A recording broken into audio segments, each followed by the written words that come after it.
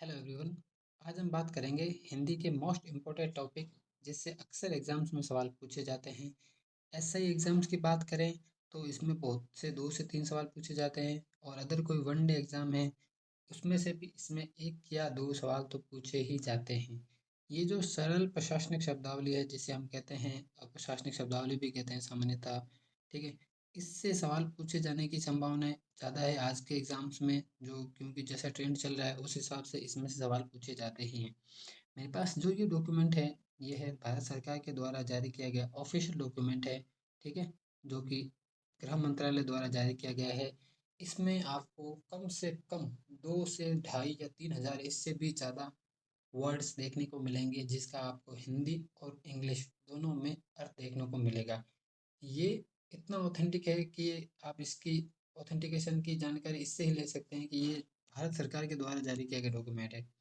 तो ऐसे जो डॉक्यूमेंट होते हैं जो सरकार खुद जारी करती है उनमें से सवाल तो पूछे ही जाते हैं, साथ ही साथ इनके प्रमाणिक होने की 100% गारंटी होती है। क्योंकि अगर आप इसमें से अगर आप काउंटर करते भी हैं एग्जाम में सवाल, अगर आपको डाउट होता भी है तो आप इसको एज ए रेफरेंस यूज कर सकते हैं, ठीक है। और एग्जामिनर भी आजकल इन्हीं से डायरेक्ट सवाल बनाता है। बात करते हैं इसके अंदर ए से लेकर जेड तक अल्फ़ाबेट तक आने वाले जितने भी पॉसिबल सेंटेंस हैं जो कि इस विशेष सरलीकृत भाषा के अंदर आते हैं या फिर हिंदी के जो वोकेबलरी इसके अंदर आते हैं सरकार के द्वारा कार्यकारी शब्दों के, उसके सारे इसके अंदर वर्ड दिए हुए हैं और बाकायदा इन सब का एक सटीक एक्सप्लेनेशन भी दिया हुआ है और इन सब का वर्ड का हिंदी और इंग्लिश में यूजेस भी दिया हुआ है। तो ये बहुत ही शानदार डॉक्यूमेंट है। माना कि ये डॉक्यूमेंट बहुत बड़ा है, इसके अंदर बहुत सारे वर्ड्स हैं, पर आपको सारे वर्ड्स याद नहीं करने हैं। आपको जो इम्पोर्टेंट वर्ड्स हैं, जो आजकल एग्जाम्स में ट्रेंड है या फिर यूँ कहें जो अक्सर हमको याद नहीं होते हैं, हमको उन्हीं डॉक्यूमेंट्स को पहले पढ़ना है, ठीक है। इसके अलावा जो नॉर्मली सेंटेंस जो अपन यूज़ करते हैं बातों ही वर्ड में या फिर यूँ कहें तो अपन शब्द को जो सुने हुए हैं हमारे, उन शब्द पे इतना फोकस नहीं करना है क्योंकि वो अपने को वैसे भी पहले से याद होते हैं। जो हमको याद नहीं होते हैं आसानी से वर्ड्स, उनको हमको ज़्यादा फोकस करना है, उन पे हमको ज़्यादा गौर करना है।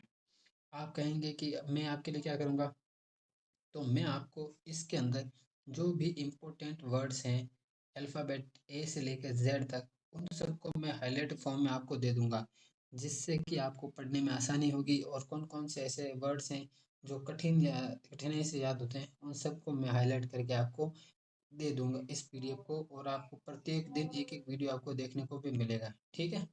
तो चलिए शुरू करते हैं, इस वीडियो के बारे में हम बात करते हैं। सबसे पहले देखें तो हम अल्फ़ाबेट ए से लेकर जेड तक इसके अंदर दिए हुए हैं और एक अल्फ़ाबेट के भी कम से कम 200 से 250 या इससे भी ज़्यादा वर्ड्स दिए हुए हैं, ठीक है। जैसे मैं अल्फ़ाबेट ए की ही बात कर लूँ तो इसको टोटल 26 पेजेस में इन्होंने समेटा है। आप देख सकते हैं टोटल 26 पेजेस में इन्होंने समेटा है और ये है 26वां पेज, 27वां पेज कहे तो। लगभग इसके अंदर इन्होंने 243 243 वर्ड्स ओनली फॉर हिंदी। आप मान सकते हैं कि ये कितना बड़ा डॉक्यूमेंट होगा ये।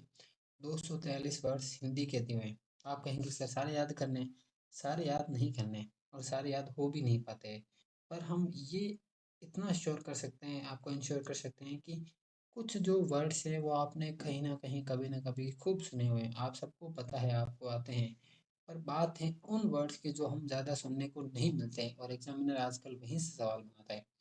इसीलिए मैं आपके लिए वही वर्ड्स लेके आऊँगा अगले वीडियो में जो आपको आसानी से याद नहीं होते हैं या जो एग्जामिनर आजकल उन पे फोकस करता है या जो ट्रेंड में चल रहे हैं, उन वर्ड्स को मैं लाऊंगा हाइलाइटेड फॉर्म में और बाकायदा आपको इसके वीडियो के साथ में आपको पढ़ाऊंगा भी और उसके बाद आप रिवीजन कर सकते हैं, एक बार इस वीडियो को देख सकते हैं और ये पीडीएफ आप खुद एक बार अपने मोबाइल में डाउनलोड करके आप स्वयं भी इसको पढ़ सकते हैं, जिससे कि आपको बार बार पढ़ने से आपको क्या हो जाएगा, आसानी से याद हो जाएगा। ये कुछ ऐसे वर्ड्स हैं जो एक बार पढ़ने से याद नहीं होंगे, मैं एक बार पढ़ा दूंगा आपको शायद याद ना भी हो, एक बार आप स्वयं पढ़ेंगे तो भी आपको याद हो जाएगा, उसके बाद फिर एक बार फिर कभी 2-4 दिन बाद सप्ताह भर बाद फिर पढ़ेंगे तो आपको फिर आसानी से याद हो जाएगा, ठीक है। इसका कोई सॉल्यूशन नहीं है, इसको आपको याद करने ही पड़ेगा। जैसे कि देख सकते हैं आप, ये मैंने इसे हाईलाइट किया है अल्फ़ाबेट बी के हिसाब से, ठीक है।